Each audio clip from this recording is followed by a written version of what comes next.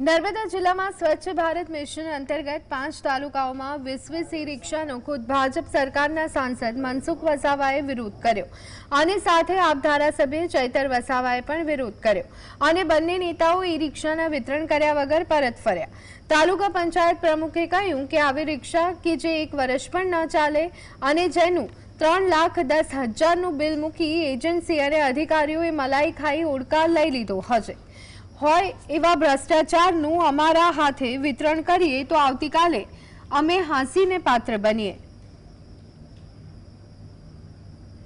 3 લાખનું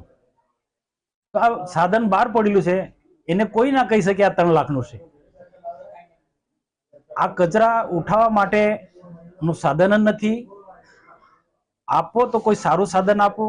એનો કોઈ સન્માનજનક રીતના એને ચલાવી શકે એવું। તો આવું તકલાદી સાધન